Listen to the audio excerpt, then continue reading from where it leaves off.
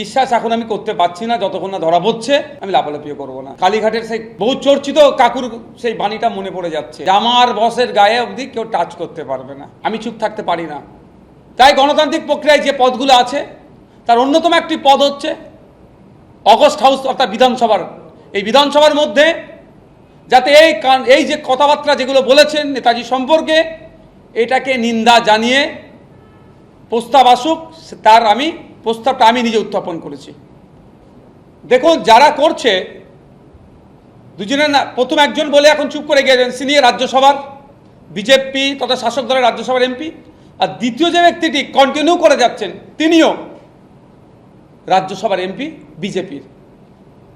কোনো না কোনো জায়গায় বিজেপি হওয়ার দরুন না আমাদের যারা আইকনিক ব্যক্তিত্ব যারা আছেন তাদেরকে আঘাত দিয়ে অন্য কাউকে তুলে ধরার চেষ্টা হচ্ছে, এটা আমাদেরকে কিন্তু ভাবতে হবে। নেতাজি গান্ধীজি, মৌলানা আবুল কালাম আজাদ, এই লেভেলের যারা খান আব্দুল গফফার খান থেকে শুরু করে স্বাধীনতা সংগ্রামী যারা প্রথম সারির আছে, তাদেরকে আক্রমণ করা মানে, আক্রমণের পরে চুপ থাকা মানে কোনো না কোনো জায়গায় মনে হচ্ছে যেন চুপ থেকে এই যেগুলো চলছে সরাসরি নাহলে ইনডাইরেক্টলি তারা প্রতিবাদ না করার জন্য আমাদের প্রশ্ন সম্মুখীন আমরা তাদেরকে করছি, তারা তাদের অবস্থান ক্লিয়ার করুক। অবশ্যই চারদিকে আন্দোলন সংগঠিত হচ্ছে গণতান্ত্রিক প্রক্রিয়ায়, আমরাও নামছি খুবই তাড়াতাড়ি। আমাদের আরজি করে তিলোত্তমা, আমি তো বিধানসভাতে যেদিন হেলথ বাজেটের উপর আলোচনা হয়েছে সেদিনকে আমি চর্চা করেছি যে আমাদের বাড়ির মেয়ে তিনি কর্তব্যরত অবস্থায় সরকারি প্রতিষ্ঠানে যেভাবে খুন হয়ে গেল এখনো ইনসাফ পাইনি, আমরা বলছি তো ইনসাফ দেওয়া হোক।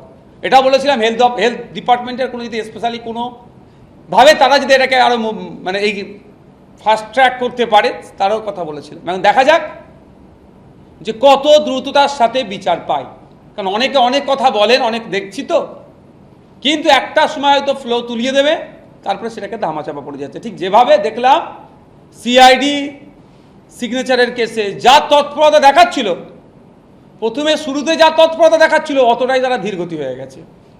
তারপরে কদিন পরে দেখছিলাম সেবাশ্রয় ক্যাম্প নিয়ে যে তৎপরতা দেখানো শুরু হয়েছিল আবার চুপ করে গিয়েছি। যাদের সম্পর্কে এত কিছু সে বর্তমানে এখন ইন্ডিয়াতেই না। তো এটাও না সে হয়ে যায়, যেহেতু 2 বছর পার হলো তার মৃত্যুবার্ষিকী, এখন মানুষের মনে তিলোত্তমা নিয়ে একটু চর্চা হচ্ছে, কদিন এটা হয়ে যাওয়ার পরে আবার না ধামাচাপা পড়ে যায়, সেটা এখন দেখার বিষয়।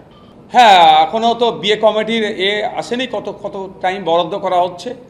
আমি ইন্ডিয়ান সেকুলার ফ্রন্টের পার্টির পক্ষ থেকে প্রতিনিধিত্ব করছি, ভাঙড়ের মানুষের ভোটে জিতে এসেছি।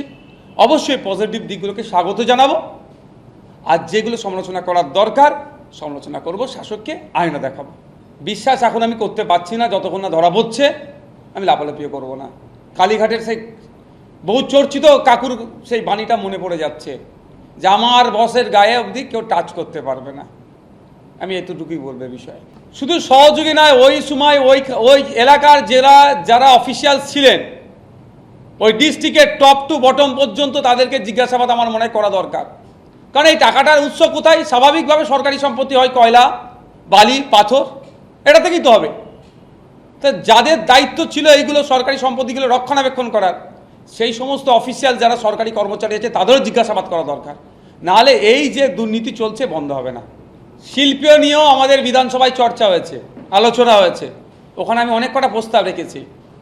স্পেশাল ইকোনমিক জোনগুলোকে আরও চাঙ্গা করতে হবে, বিগত দিনে যেগুলো ছিল আর বা তৃণমূলের আমলে এসেছিলো মৃতপ্রায় হয়ে গেছিলো।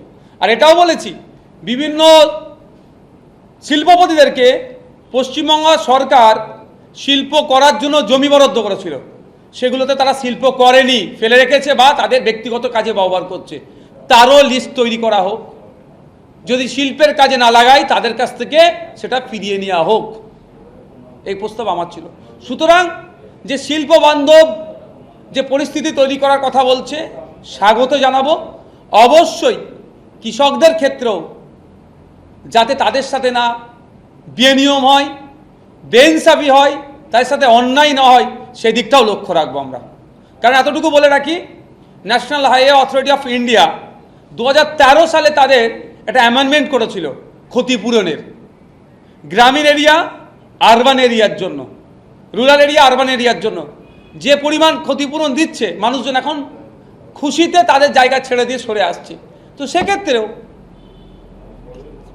যেমন আমাদের এগ্রিকালচার এর প্রয়োজন আছে, শিল্পের প্রয়োজন আছে, অবশ্যই আমাদের প্রধান লক্ষ্য রাখতে হবে যেগুলো অকৃষি জমি সেইগুলোতে বেশি প্রাধান্য দেওয়া হোক এবং ক্ষতিপূরণটার পরিমাণও বাড়ানো হোক, যাতে এই জমি ক্ষতিপূরণ নিয়ে কেউ না আর কোনো কৃষক না বিরোধ করতে পারে।